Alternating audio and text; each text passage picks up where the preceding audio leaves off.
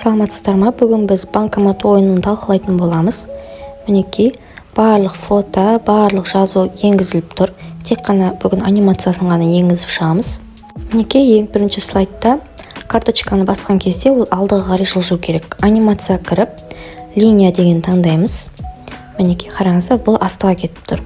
Енді мышкамен астыға қарай түсірсек, мына қызыл точка тұр. Сол қызыл точканы жоғары қарай апарамыз. Сонда біздің картамыз жоғары қарай жылжиды. Енді область анимацияны бассақ, воспроизвести бассақ, мінекей тексеріп көруге болады, жоғары қарай жылжыды.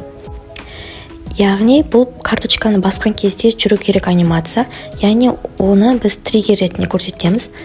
Яғни триггер по щелчку осы рисунктың атын басамыз. Яғни осы карточканы басқан кезде біздің карточка алдыға қарай жылжиды. Тағы да добавить анимацию деп исчезновение деген анимацияны қосамыз. Яғни карточкамыз жоғары қарай жылжып, жоқ болып кететін болады. Мінекей область анимациядан көрініп тұр, соны переместетіп, мышканың оң жағын басып, запуск после предыдущего деп басамыз. Яғни ол жоғары қарай көтеріледі, содан кейін исчезновение деген анимация жүреді деген сөз. Енді пока слайдан басып тексеріп көрейік. Мінекей карточканы басамыз. Ол жоғары қарай жүрді, және одан кейін исчезновение болды. Енді ары қарай деген батырманы басамыз. Бұған да анимация қосамыз, возникновение деген анимация қосамыз. Және триггер ретінде осы карточканы таңдаймыз. Карточка бізде рисунок 31 деп аталады. Соны басамыз. Мінекей мұнда түсті. Мышканың оң жағын басып, запуск вместе с предыдущим дейміз. Мінекей вместе деп бастық. Яғни карточканы басқан кезде карточка жоқ болып кетеді. Сонымен қатар қасынан ары қарай деген батырма шығады. Мінекей шықты. Енді ары қарай деген батырманы басып, ставка кіріп, действиені басамыз. Және перейти по гиперссылке деп окей деп сақтаймыз. Яғни қазір ары қарай деген батырманы бассақ, келесі презентация ашылатын болады.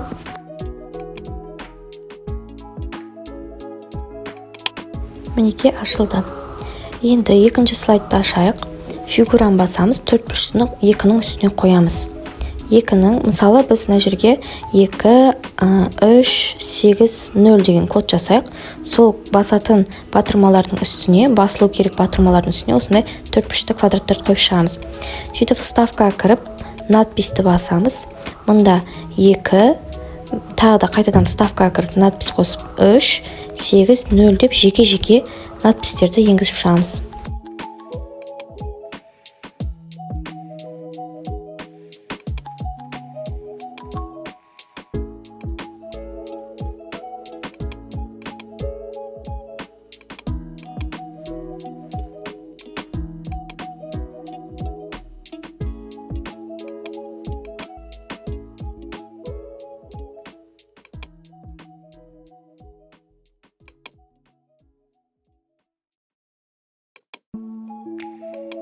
Мінекей енгізіп шықтық. Енді 2 деген фигураның атын көру керекпіз. Яғни возникновение сол 2 деген батырманы басқан кезде шығу керек.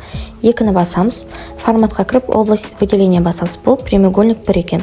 2-ні басамыз. Анимация кіреміз. Триггерге прямоугольник 1 дегенді көрсетеміз. Яғни жаңағы осы 2 деген квадратты басқан кезде біздің жаңағы 2 деген санымыз экранға шығатын болады. Енді келесі форматқа кіріп, бұның түсіні өзгертеміз. Яғни мұна астында прозрачный деген бар. Мінекей прозрачный болып тұрады. Келесі 3-ті басамыз. Мінекей. Және квадрат. 3-ның үстіне тұрған квадраттың аты прямоугольник 41 екен. 3-ті басып, анимацияны басамыз. Возникновение, триггер, по щелчку, прямоугольник 41 дейміз. Енді осы прямоугольникті басып, форматқа кіріп, бұны да прозрачныйға таңдаймыз. Келесі 8-ді де сөйтеміз. 8 бізде прямоугольник 40 екен. Анимация кіреміз. Возникновение, триггер, прямоугольник 40 дегенді көрсетеміз. Яғни осы прямоугольник 40-ті 8-дің үстінде тұрған квадратты басқан кезде 8 деген сан шығатын болады. Келесі 0-ді басамыз. 0-дің үстінде тұрған квадратты. Бұл бізде прямоугольник 42 екен. 0-ді басып, возникновение, триггер, прямоугольник 40 дегенді 42 дегенді басамыз. Мінекей енді форматқа кіріп прозрачный таңдаймыз. Так, жаңа бізде 2-де, мені қарап тұрсаңыздар, 2-де триггер дұрыс тұрған жоқ. Триггерге кіріп, қайтадан жаңа 2 деген атауын көрейік.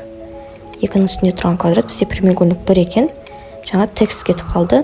Соны жөнді жіберейік. Анимация кіреміз. Триггер по щелчку. Мінекей текстке қалған прямоугольник бірге өзгертеміз. Мінекей енді дұрыс болды. Барлығын осы қателіктен облыс анимация арқылы тексеріп шығып отырсақ болады. Мінекей карта салынды, ары қарай жазу шықты. Енді құпияны енгіземіз. 2, 3, 8, 0. Барлығы жұмыс жасап тұр. Мінекей. Енді келесі қайтадан ары қарай деген батырман басып, вставкаға кіреміз. Действиян кіріп, мінекей перейти по гиперссылке деп окейді басамыз. Келесі слайд. Мінекей келесі слайдқа соммаларды енгізіп қойғанмын.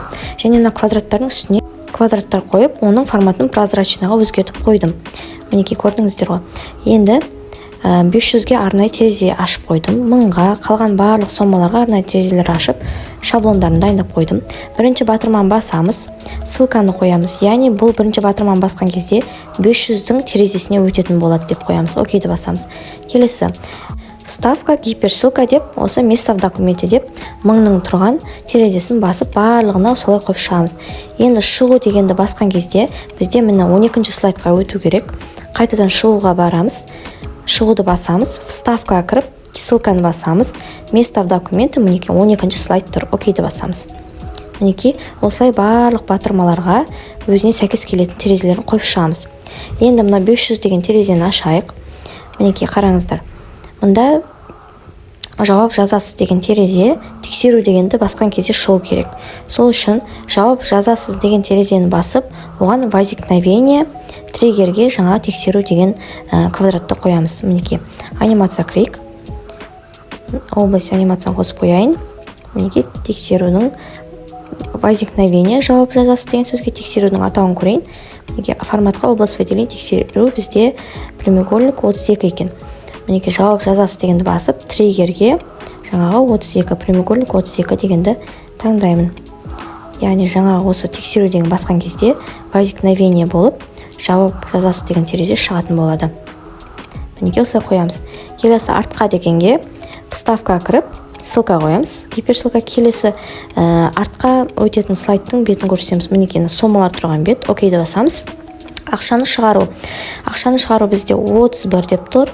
Ақшаны басамыз. Анимация кіреміз. Возникновение дейміз. Триггерге ақшаның атауын қоямыз. 31 жаңағы. Мінекей 31 деп тұр.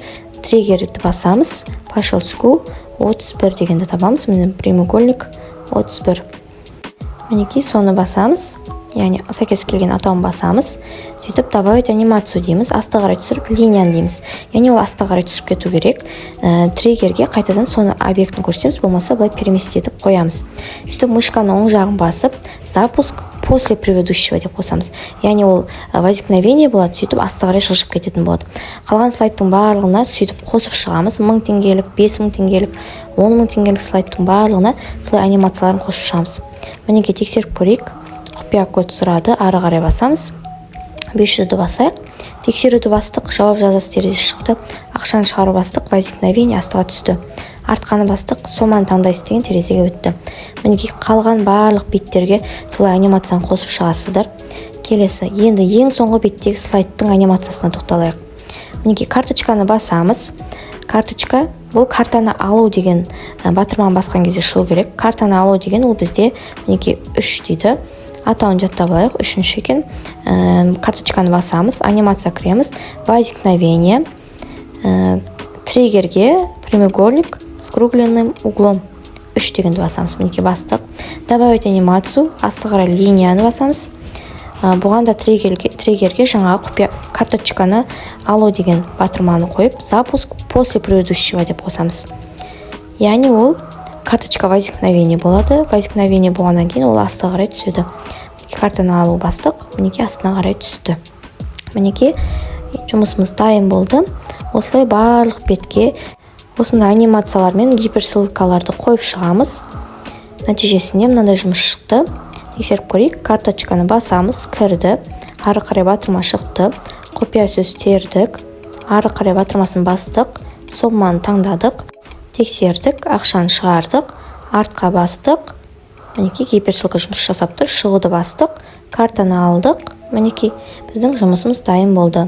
Назарларыңызға рахмет.